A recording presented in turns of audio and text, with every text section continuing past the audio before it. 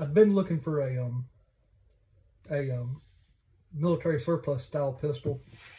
I wanted something that was kind of cheap and reliable and rugged.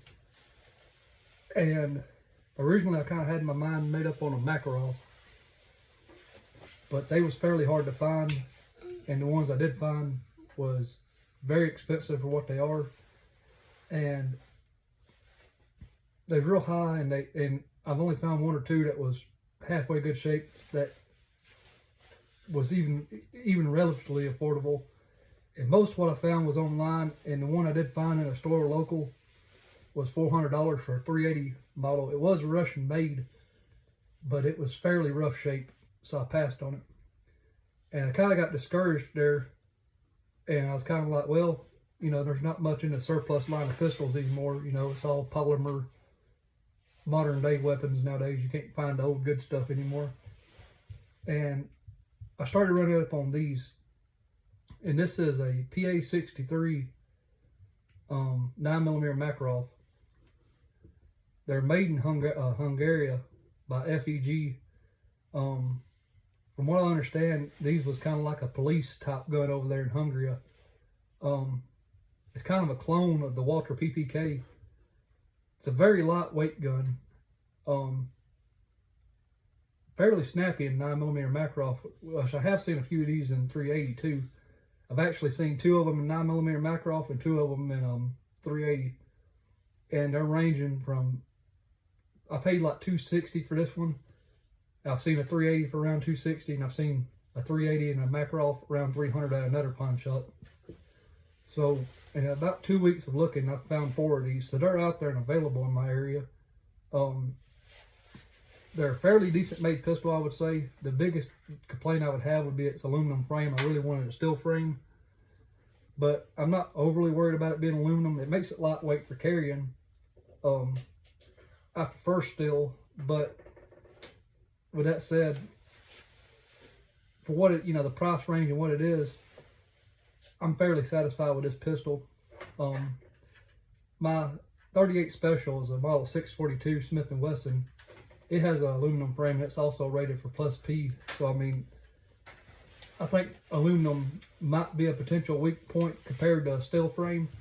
But with that said, a lot of modern day guns are also using aluminum type, you know, frames, and this is aluminum alloy. It's got a little bit of titanium in it to make it, you know, stronger. So I think it'll be a pretty decent little just truck gun slash carry into my cabin type gun. But I wasn't 100% satisfied with it. Like I said, I really had my heart set on a Makarov, so I kept looking around trying to find out what I could find. And I've run up on a few other top surplus type guns, but they was, like I said, they wasn't a bargain at all. And I run up on this gun right here. Now this one right here, I actually like better than the PA-63, with the exception, I do like this. Has got a single stack magazine. It holds around 7 rounds. It gives it a lot thinner profile. I kind of like a thinner profile handgun myself with a single stack magazine. It kind of fits my hand better. But this one's not bad. It's just got a lot thicker profile.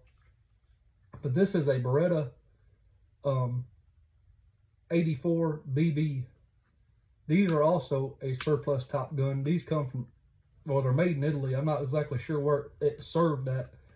I know they're like an overseas police trade-in gun. Both of these guns kind of are trade-ins from police forces overseas.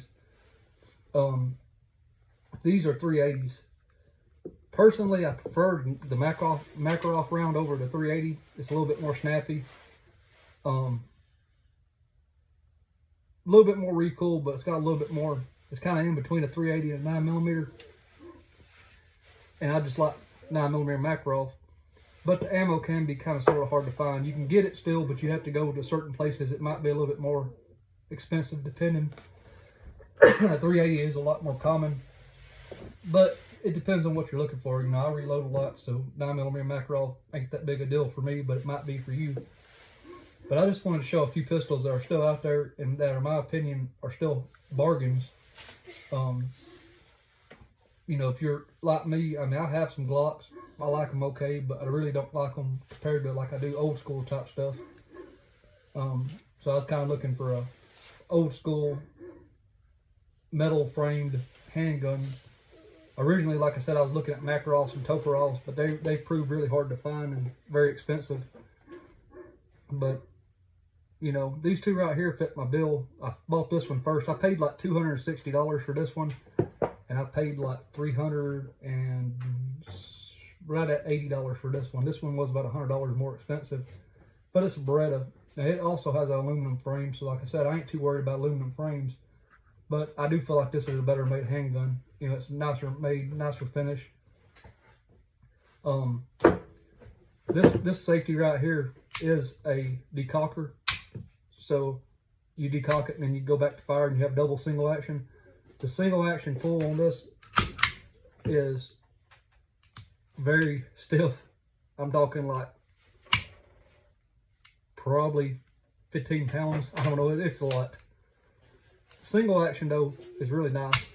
Well, this gun is double and single action also, but the safety is not a decocker. It's actually like kind of like a 1911. It's kind of like a, you know, you carry it condition 1, but you totally disconnect the trigger with the safety.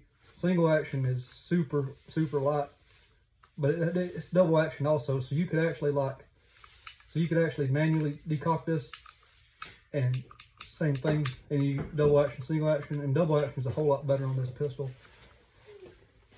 Being 380, the ammo is a lot more available, so for like your average homeowner type gun, this would be a lot better. The magazine on these, I mean, they 13 plus 1, so you're talking 14 rounds versus 8 rounds. So I mean, you're fairly good, you know, big difference in ammo capacity too. But you know, that comes at the expense of that wider grip too. But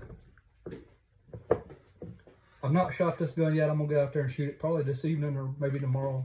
I've shot this one a few times and it's fairly snappy. The recoil's fairly straight back. Both of these guns do not have locking breeches. They rely on a straight blowback, so they're just spring tension and straight blowback action. This barrel is fixed in place. This barrel appears to be fixed in place, but when you actually take it apart, it is removable. But it does not rely on a locking system like say like a Glock or modern day handguns. It's just that spring tension. So recoil on these are a little bit more. I don't think this would be that much because it's a little bit heavier than that one, and it's a lot like a 380. That 9mm Makarov in this lightweight aluminum gun though, it is pretty snappy, but nothing I can't handle. I mean, it's not uncomfortable for me to shoot. I read some reviews, people talking about like it kicks like a 357, and I don't think it kicks bad at all, really. I mean, it's snappy, but nothing uncomfortable to shoot. I'd shoot several magazines through this, no problem. But yeah, I just wanted to show some modern day handguns, or not modern day handguns, but some surplus guns you can easily find today. The only other handgun I found, and it was actually higher than this one, and I didn't like the design as good, was the CZ82, but they're out there too. It was 9mm Makarov. I do prefer 9mm Makarov over 380, but for the money, and this was in store, I bought both of these at the same gun store. So I prefer going into a gun store and buying a gun versus ordering online. So there's that too. But I'll try to post another video of me shooting this one and maybe that one too, and give you an update.